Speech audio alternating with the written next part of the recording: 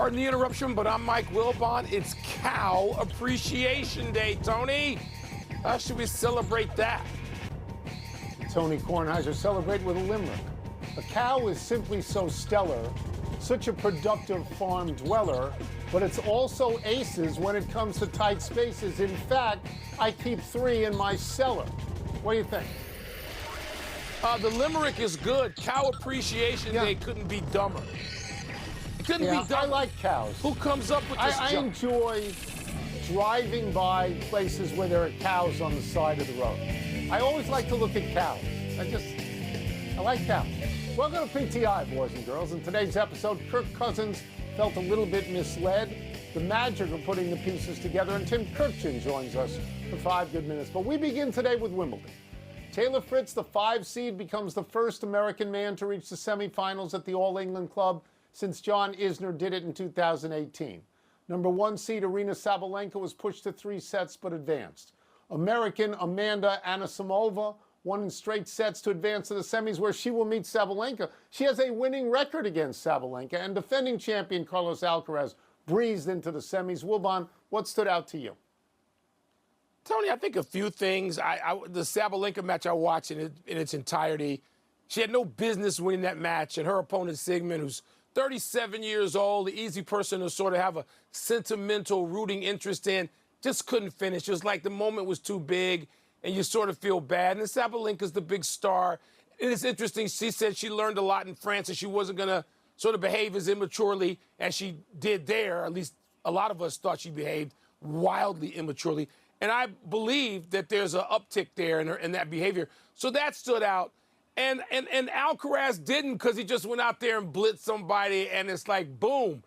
But, Tony, as you know from having covered Wimbledon, and you and I have covered some tennis, some of what you do is look forward.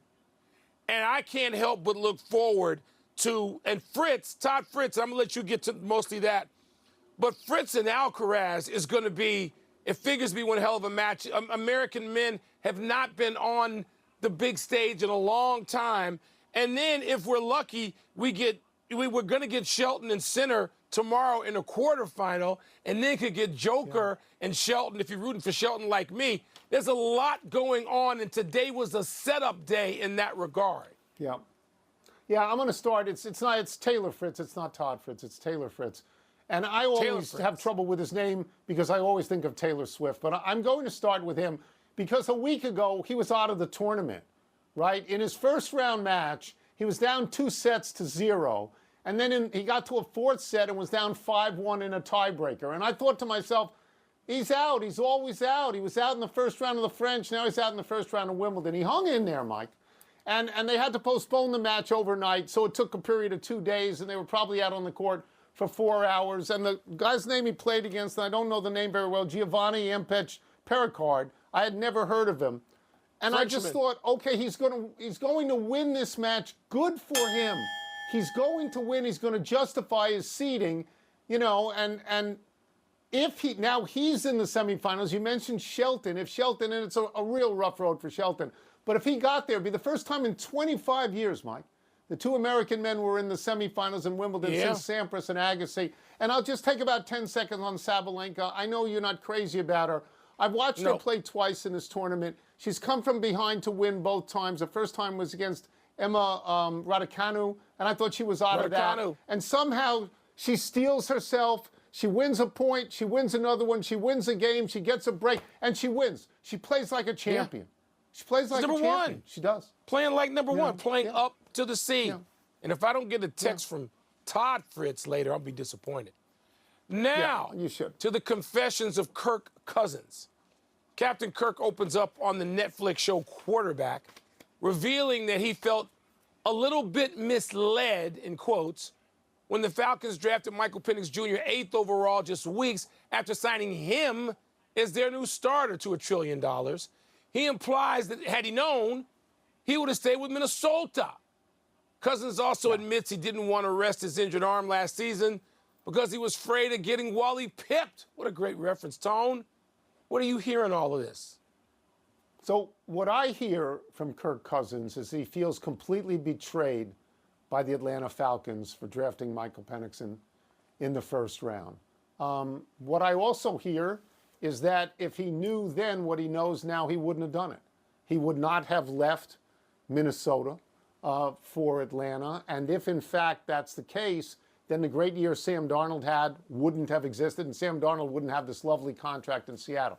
Now, what Cousins is saying on the record, a lot of it is exactly what you're supposed to say. We have to be grown-ups. We have to be adults. You're not promised anything. But what I'm also hearing from him is that, you know, I hate the Atlanta Falcons. I hate their owner. I think they are duplicitous. And I'm also hearing what everybody said at that moment, Mike, which was, what do you mean you're drafting Michael Penix? You just signed Kirk Cousins. What are you people doing? And I think that's what I'm hearing and what Cousins is saying. I'm hearing the process, the everyday process of modern day sports, in which there's a Netflix documentary or somebody's got a podcast or 8 million people have a podcast, and we hear more of people's inner thought process than we ever have. So we yes, you have that also. We hear more from athletes about what they really felt. And it's not that people didn't feel these things 100 years ago that Terry Bradshaw didn't feel, and there was no place to air that. Yeah. And so it's hundreds and hundreds and hundreds of millions of dollars, and this is the business of sport. And you can find this anywhere somebody opens their mouth, whether it's a quarterback or a tennis player or a point guard or a race car driver. This is what you have. Regret, maybe. So I agree with it. And second thoughts and all of it. I'm going to tell you this about Cousins. I'm not going to sit in a corner and cry for Cousins. Okay? He leveraged his situation in Washington to get a great contract in Minnesota. He leveraged his situation in Minnesota to get a great contract in Atlanta. $296 million. $296 million. But as the Beatles said, money can't buy me love. And he does not feel any love in Atlanta right now. It can buy me love. He feels betrayed in Atlanta. Yeah, it can. Feels it betrayed. Buy me love. Let's move to the NBA, specifically the Orlando Magic, who haven't won a playoff series since 2010, when Dwight Howard was on that team. Orlando just signed their best player, Paolo Banchero, to a 5-year, $239 million extension. Orlando has locked up their core players, Banchero, Franz Wagner, and Jalen Suggs for the next 5 years. Plus, they just traded for Desmond Bane. He's locked up for 4 years. Wilbon, do you like Orlando's chances this coming year of becoming the Thunder of the East? No, not this coming year. No, the Thunder didn't do this overnight. The Thunder got Hartenstein and they got Alex Caruso this year, after having all J-Dub and, of course, SGA, the MVP, and Lou Dort. They already had those guys. And even then, Sam Presti had to add more to get them over the top to a championship. So, no, this doesn't happen in a year. I love where Orlando is going with all the people you just mentioned. And we know that the Celtics and the Pacers are going to take a step back in all probability. So what that leaves is largely the Knicks and Cavaliers. And somebody else could emerge. I think it's too soon for Atlanta, but somebody could emerge in the East. So I think Orlando's going to be in the mix. Could they threaten for a while? Will they look good, particularly after the All-Star break? I believe so. Next year? No. It's going to take a while for that. So I'm going to do a comparative study here. I mean, what is implied to me by being the Thunder of the East is that you are a team, a young team with selfless players and one potential great star. You've been not very good for a while, and then through a series of drafts and trades, you got to be very good. Could Orlando do that in the East? I would tell you they could, but Detroit has a better chance of doing it than they have. Detroit, that's why I'm glad you mentioned them. They're the same sort of team, and Detroit won 3 more regular season games last year than Orlando, and they got a guy in Cade Cunningham who fits that same bill. Now, I mean, I dread talking about the NBA for 12 months of the year. I'll make an exception today and talk about it. What we are seeing on the East is not teams rising, Mike, as you alluded to, it's teams falling. It's teams falling. It's Indiana falling. It's Boston falling. It's Milwaukee falling because they are not a cohesive team. It's Philadelphia having fallen because Embiid and George don't get on the court. It's Miami having fallen because Jimmy Butler sabotaged the team. So it's just a vacuum at the top other than Cleveland. Cleveland is a genuinely good team. The Knicks. I don't think the Knicks are as good as, I don't think they're as good as you think they are. I don't. I mean, I think Cleveland is, but nobody's rising as much as everybody's falling. Let's take a break. Coming up, what's hold wrong on with the there, Yankees? Sparky. Hold on Let's before we go Tim to a break. Go ahead. Go ahead. Not everybody's falling. Detroit's not falling. The Knicks aren't falling. They just got to the conference final. What? I don't think they're as good as you do, and I don't think they're as good as Cleveland. I think Cleveland's good. I think they're good. Who got eliminated? Good. So everybody got eliminated at some point. We'll also ask him whether a team could put together a trade offer for Paul Skeens that the Pirates could not refuse. Did you just mention Detroit? They're not falling. They're rising. I mentioned Detroit. I should get credit, extra credit, and I have a podcast. Me.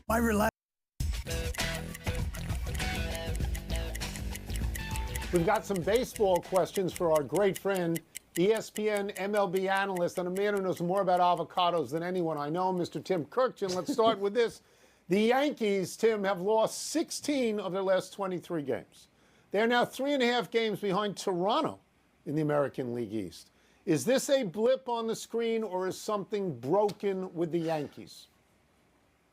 Well, it's a little of both, Tony. They can't be this bad. I think they're going to recover. I still think they're going to win the division, but they were not a great team to start the season. I think they played a little bit over their heads the first couple months, but now with their pitching so injured, no Garrett Cole, no Luis Gil, and now Clark Schmidt now for the rest of the season. That is catching up to them, plus some injuries in the bullpen. And also, Tony, they lead the league in runs scored, but you could still pitch to this team. It's still certain nights an all-or-nothing team. Remember, earlier this year they got shut out 3 games in a row, and in a 6-game span, they scored 7 runs. When Aaron Judge isn't great, this team really struggles offensively, but I think they're going to pull it back together in a very ordinary American League East and still find a way to win it.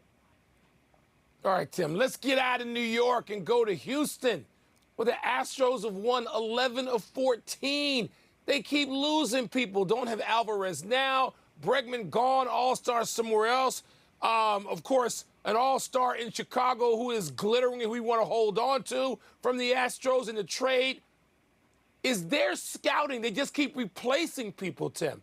Is their scouting that much better than everybody else's?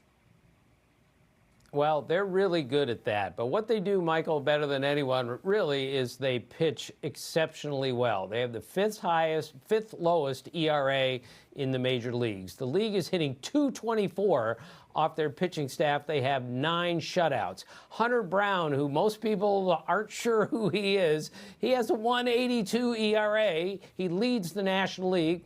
American League, and he is going to the All-Star game. Framber Valdez has won 10 games. That's the most in the American League. I don't know how anyone ever gets a hit off the combination of his sinker and his curveball, plus they have power arms all the way through the bullpen. I can't believe they are this good with the injuries they've had to their everyday lineup, and yet they just pitch their way through as they've done many times the last 10 years.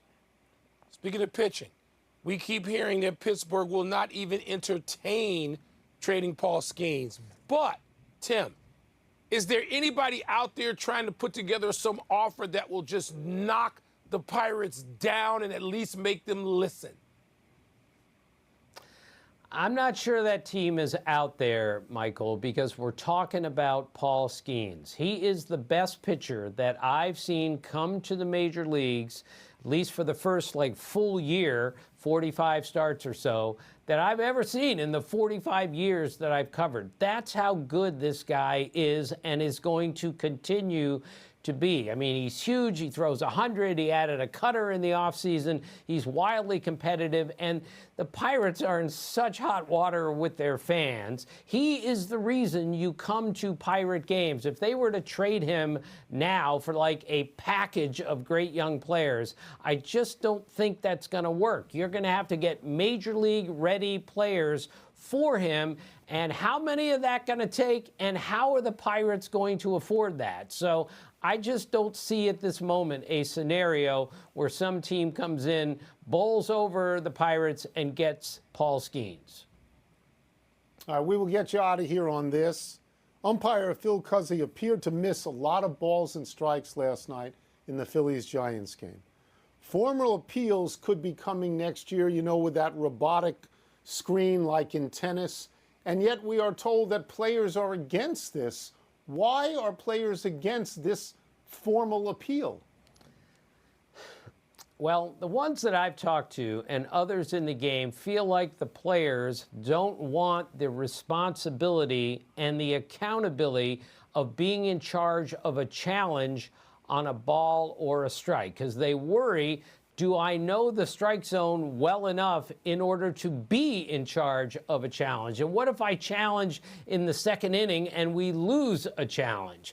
I had a major league manager tell me this year that in spring training, he thought the overriding point was that most players realized the umpires are better than they think. Meaning a hitter goes, there's no way that's a strike. And then they run the replay and it is a strike. That's my feeling, that a lot of the players look at it and not sure they're confident enough in their understanding of the strike zone to therefore be in charge of a challenge system. They want somebody else to do it for them, but the manager can't do that, and the manager shouldn't have to do that.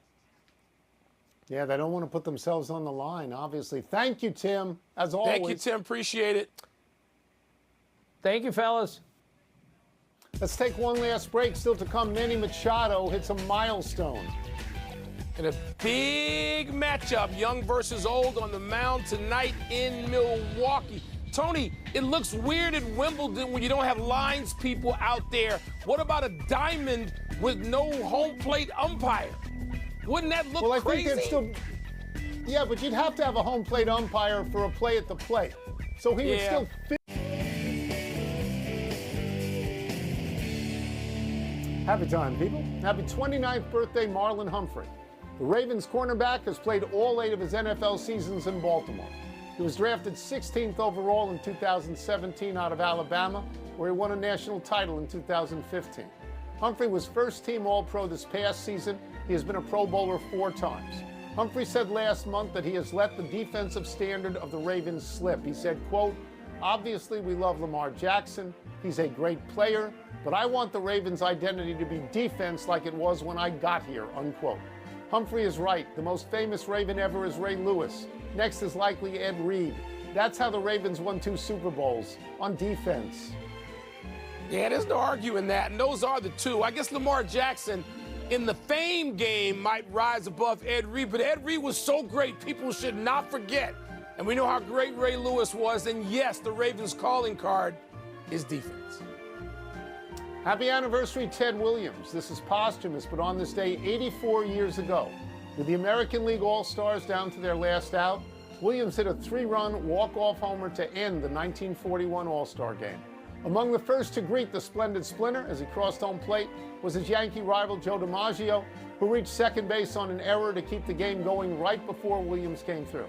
Decades later, Williams wrote in his autobiography, quote, "I've never been so happy, and I've never seen so many happy guys. I had hit what remains to this day the most thrilling hit of my life," unquote. That summer of 1941 may have been baseball's greatest, as Williams hit 406 and DiMaggio hit in 56 straight games. The All-Star games of my youth were so exciting, and I'm talking about now in the 60s and the 70s, maybe into the early 80s. I couldn't sleep as a kid before an All-Star game, and now, even though baseball's All-Star game is the best of what's left, it ain't what it used to be either. The All-Star, we see so much, and we see people play each other across leagues. I don't know what's left. Yeah. You know what else ain't what it used to be? Me and you. Happy trails to Manny Machado's wait for hit number 2,000. The Padres' third baseman singled in the 4th inning of last night's loss to the Diamondbacks for career hit 2,000. Machado had been struggling recently, admitted the quest had been hurting him at the plate. But he went 3 for 5 last night, including an 8th inning home run for hit number 2001.